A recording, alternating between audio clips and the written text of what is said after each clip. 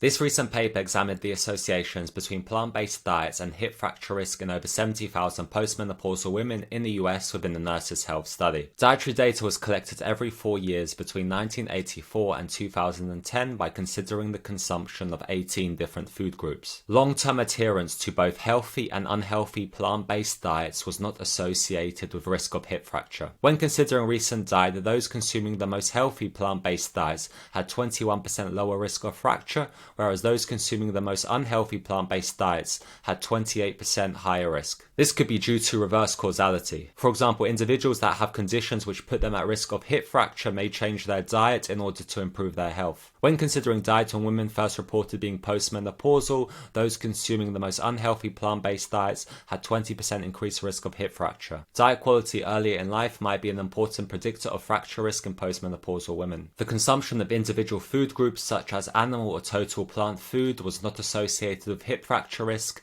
neither was positively scoring the consumption of yogurt, fish or poultry. Women with the greatest adherence to healthy plant-based diets had the highest calcium intake at 1,129 milligrams per day, which is close to the recommended daily allowance of 1,200 milligrams for women older than 50 years old. The dietary patterns in this study were investigated using indices which do not completely exclude the consumption of animal foods, but account for the quality of plant-based foods. In the Adventist Health Study 2, postmenopausal women not consuming any animal products at all were not at risk of hip fracture when supplementing calcium and vitamin D. Recently, products fortified in calcium are much more readily available, which is a great way to ensure you are reliably eating enough calcium on a daily basis. A limitation of this study is that white women were only included because the numbers of other ethnicities was very low. Overall, the findings of this cohort study suggest that following a plant-based diet over time appears to be safe regarding the risk of hip fracture.